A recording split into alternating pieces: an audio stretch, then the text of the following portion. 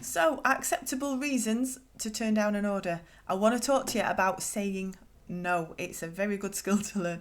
In the early days, especially, we want every inquiry to turn into an order, don't we? But don't tie yourself up in knots trying to make everything you're ever asked to make or cater to every whim. It is a standard and realistic part of any business that many inquiries go nowhere for many different reasons. So don't worry about saying no. Not everybody's meant to be our customer. We're not meant to make every product out there. So 10 acceptable reasons to nope out of an order in no particular order. Right, number 1, if they don't want to pay up front. Yeah, they might be anxious about getting ripped off. Fair enough. That's not your problem. Give them your collection address along with payment details to reassure them a little bit. Tell them to ask around about you, to read your reviews. In most cases, it's an online transaction for a personalised item, most of the things that we do. You pay up front for that. Name any other business that would make a bespoke order without being paid up front. You've got the right to protect your business by getting paid. Number 2, if the inspiration photos don't inspire you. We've all been sent photos of a fugly cake at some point, haven't we? We've all got his own style and his own brand that we're aiming for, and sometimes a customer just doesn't align with that, and it's all right. By all means, if it's going to be a quick and easy payday, you could just make it and not post the photos. Some people have got terrible taste, but they do still have money to spend. But if by agreeing to make that cake, you feel like part of your soul's going to wither away, just let them know politely. It's not your style. It's not something you do in your business, and send them along to someone else, Right. Third reason to no part of an order, if they're rude. I'll talk more about this in my content about boundaries, but the upshot is, if they are very clearly being bad-mannered, off the fuck, right? You don't have to kiss anybody's backside. Stop seeing it as them doing you a favour by ordering from you. A business transaction's equal on both sides. You're giving them value and they're giving you money in return. If they're making you feel disrespected, you've got the right to tell them no, tell them it respectfully. You've got the right to cancel an order, send a deposit back if they're not addressing you correctly, right? Number 4, if they've got no idea what they want, because free reign sounds great, but it is an alarm bell from a new customer, right? We can advise them flavours, fillings, sizes from a professional baker viewpoint, but if they're just giving you a colour or a theme that can be interpreted a million different ways and they can't really clarify it any further for you, just get yourself out of that, right? You need inspiration photos of what they've seen that they like, even if it's just a Pinterest board for that party. Because pink and girly, it might mean sort of pastel feminine florals and butterflies to you. It might mean hot pink Barbie bling to them. So show them your previous work that matches your style and your brand, because that's where you're going to go if you give them free reign. If you can't get a clear direction, bail out, because the chances of them being 100% happy are not very high.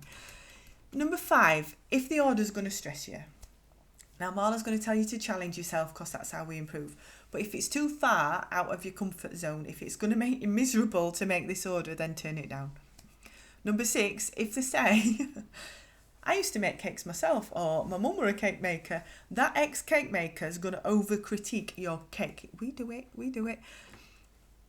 And they're going to over-critique it because you do something different to how they might have done it in 1994, right? Similar vibe, my mother-in-law's paying for it. Ask them how well they know and trust you, how chilled out they are. But yeah, wide berth in most cases.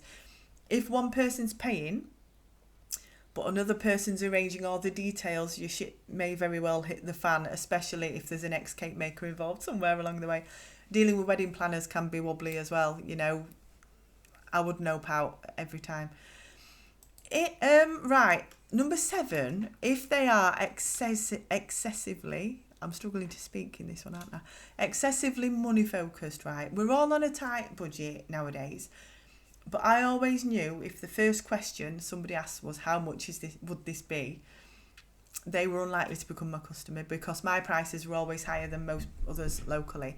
Also, if they say I'm asking around for quotes, we're not all quoting for the same product. If cheap's their priority, there's nothing wrong with that. there's always going to be someone who's going to quote cheaper than you, or at least it should be if I've taught you anything, right? They're not all as undervaluing your work, so don't be offended by a low budget. If you can cut some details out and meet them halfway, they will likely appreciate that. But if they want their first option still, just at a discount, nah. Would they even trust you if you said, yeah, I can do exactly the same but cheaper? You know, if you knock off 30 quid, you're going to want to cut corners to recoup that 30 quid, aren't you? So, yeah. Number 8, nitpicking, right. Oh, it often comes from anxiety.